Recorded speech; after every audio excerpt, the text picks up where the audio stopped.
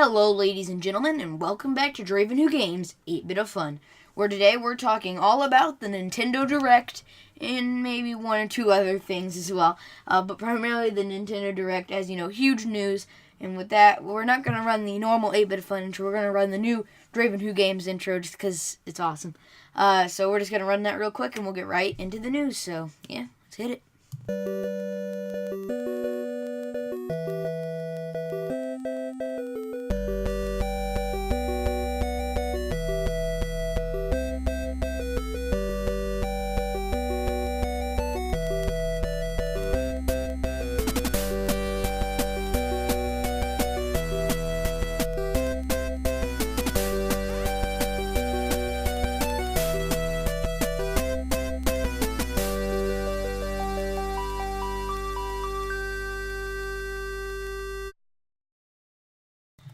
Okay, so yeah, with that, let's go ahead and, as I said earlier, get into this Nintendo Direct. I'm not going to make you guys wait, because pretty much everybody knows about this by now. But in case you were unaware, I'll just get this one out of the way. Super freaking Smash Brothers is coming to the Switch, and even more exciting, it's coming this year. This is extremely exciting stuff. Super Smash Bros. Finally making its way to the Switch. So far, there have been some breakdowns of what characters are in, like, the shadows and stuff, but the ones that we definitely know 100% for sure, thanks to the ones that are actually shown, like, close up in the trailer, Mario, Breath of the Wild Link, and then the Splatoon, Inkling Boy and Inkling Girl. Some people believe, there are a lot of people that believe this is going to be a port. I am not one of them. I believe there's enough evidence there to support that this is a brand new game. You can tell from, like, copyright in the corner, all the copyright junk.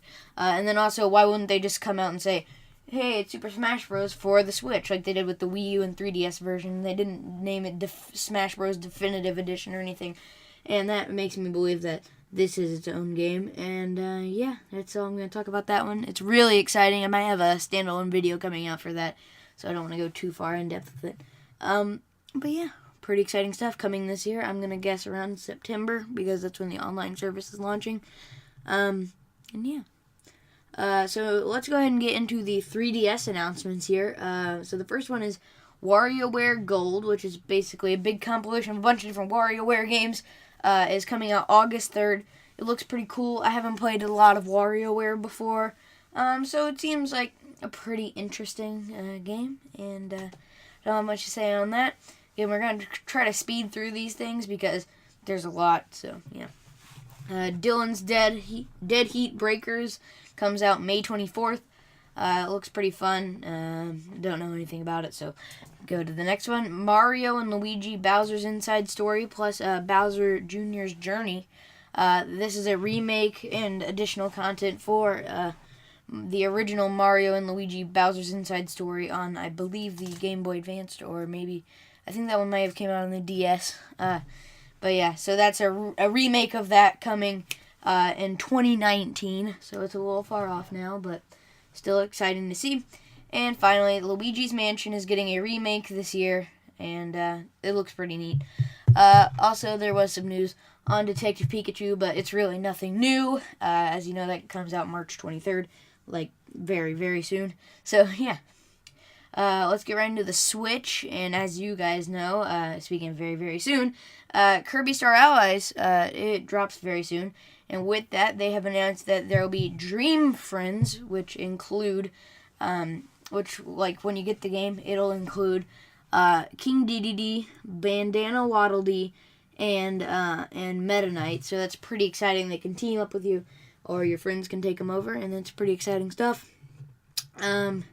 Yeah, and then on March 28th, a week or two after the game launches, you'll be able to pick up for free Rick, Kine, Koo, Marks, and Gooey, all original Kirby characters from all sorts of the games.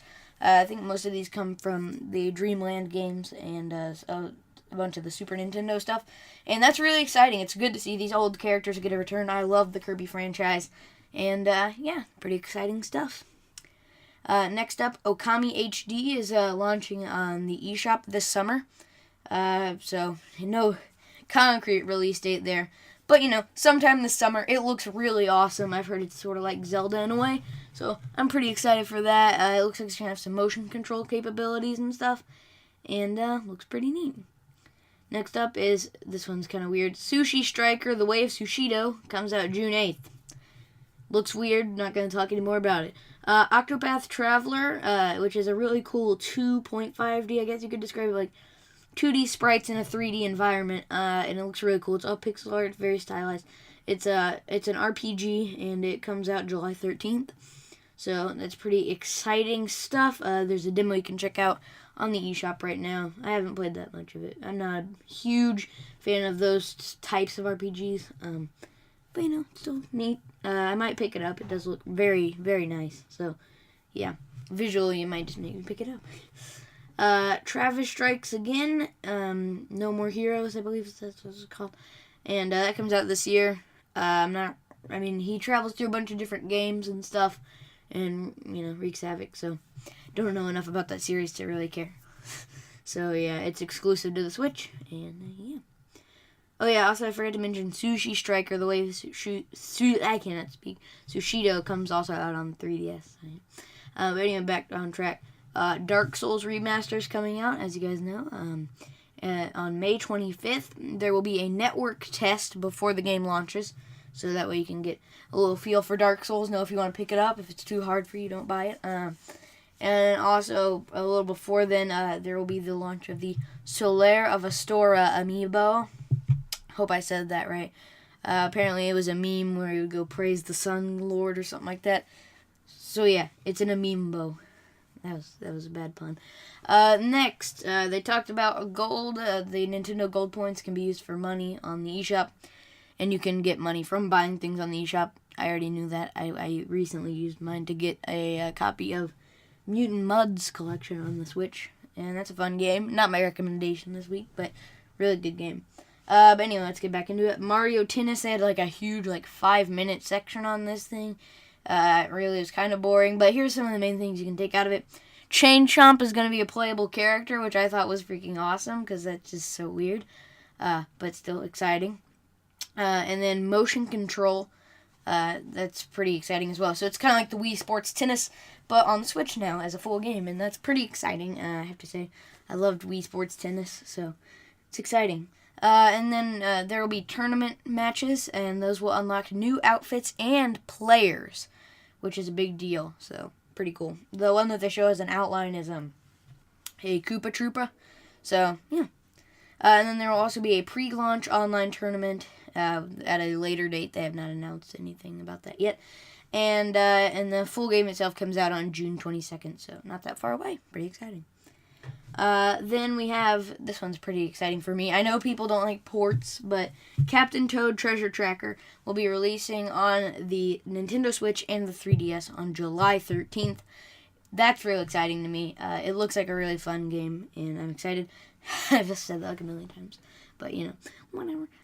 The Switch version will come with some Super Mario Odyssey inspired levels, so that's really nice. And also 2-player functionality, even though it's kind of stupid. One person controls Captain Toad, and the other one can, shoot turnips. Thrilling. It's almost as good as a 2-player aspect as Mario and Cappy in Mario Odyssey. I hate that. Why didn't they just put Luigi on? I don't know. I know he's in the game, but why can't you just make him a playable character? Just stupid. Anyway. This made me want to cringe a little bit. Undertale is coming to the Nintendo Switch eventually. That's its official release date, is eventually. Honestly, I could care less. I mean, I couldn't care less. I just don't care about Undertale. The fan base scared me away from it long ago, and I ain't going back to that. And then this one is really exciting, really came out of nowhere. Crash Bandicoot, The Insane Trilogy, is coming to the Nintendo Switch July 10th. That's really awesome. That is really awesome. PlayStation's big player is coming to the Switch. All 3 of his original games remastered and on the go as well with the Switch. So that is amazing. I'm definitely going to pick that one up. Next up is one, again, I don't really know anything about, so I don't really care about it. Little Nightmares Deluxe. There will be, if you scan a Pac-Man amiibo, you can get a special Pac-Man outfit for the character, and it comes out May 18th. Next up, again, and this one was a very surprising one considering Nintendo a few years ago would never allow this on their system, but South Park, The Fractured But Whole, comes out April 24th on the Nintendo Switch, which is freaking weird and amazing. And that'll be launching right alongside DLC Pack 1 and 2, which you can buy individually, or you can buy the Season Pass. And then DLC Pack 3 comes out, they just said 2018 on that, so yeah. Hyrule Warriors Definitive Edition got a release date, which is May 18th. So, yeah, I'm really excited for that one. I know, again, ports are kind of being hated on, but this is exciting, I feel, because, again, I never owned a Wii U, so I didn't get to play a lot of these games, and so it's really exciting to get to experience these. Next up, Splatoon 2 DLC. You'll get to play as an Octoling and go on a cool single-player adventure. I would be interested, but it's $20, and I don't play that game really that much. I mean, it's a great game, don't get me wrong, but I just don't play it enough to warrant me spending another $20 on it when I can use that to buy another game. So, just saying. And then next up, this one is, again, that's the end of the Direct. Again, they showed that Smash Bros. Trailer, tricking us, trying to make us think it was another Splatoon thing, but it was Smash Bros., and it was awesome. And, yeah, that was it for the Direct. So, overall, I would rate the Direct a 3.5 out of 5 stars. I really enjoyed this Direct. I know a lot of people were not fans, but I thought it was a pretty okay Direct. Smash Bros. Really saved it, I guess, but I really enjoyed it even without Smash Bros. I thought it was a great Direct.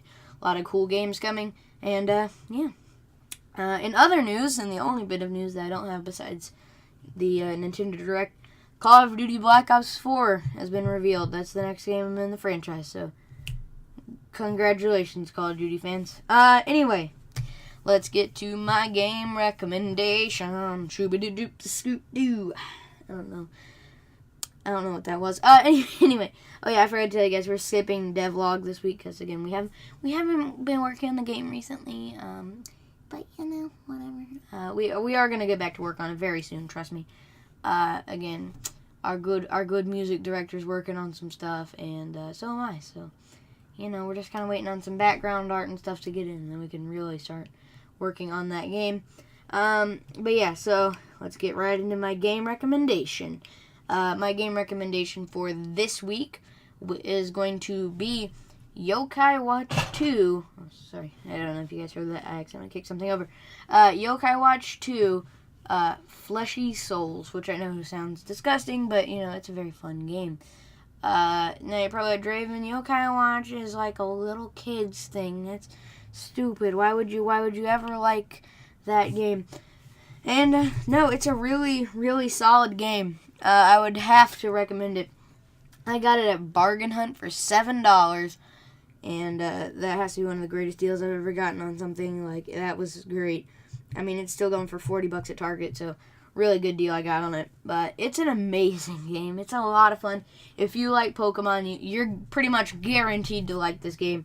And for me, I really liked it because, you know, I've been playing Pokemon for a long time, and, you know, they're all really fun and really inventive, but it does start to feel sort of stale after a while. You know, it's like comfort food. You keep coming back because it's good, but, you know, you kind of want to try something else.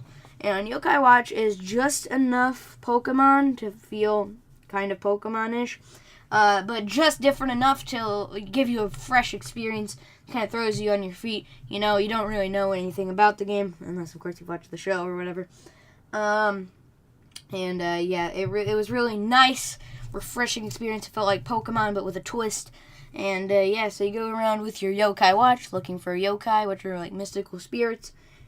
And only you can see them because you have the, well, Yokai Watch. And some of them are really cute. Some of them are really weird, like Hungramps. He looks like a weird, like, potato-shaped grandpa, and he makes people hungry. It's weird, but it's overall a really fun game, and I would have to recommend it to any Pokemon fans out there. And, yeah, so I think with that, this is the end of the episode, guys. So, thank you all for listening in to this episode of 8-Bit of Fun. remember to leave a like and subscribe to the channel. And yeah. Oh yeah, and also check us out on our Facebook page at Draven Who Games, and also check us out at Looters World on Game Jolt, so you can keep up to date with all the newest stuff on our game.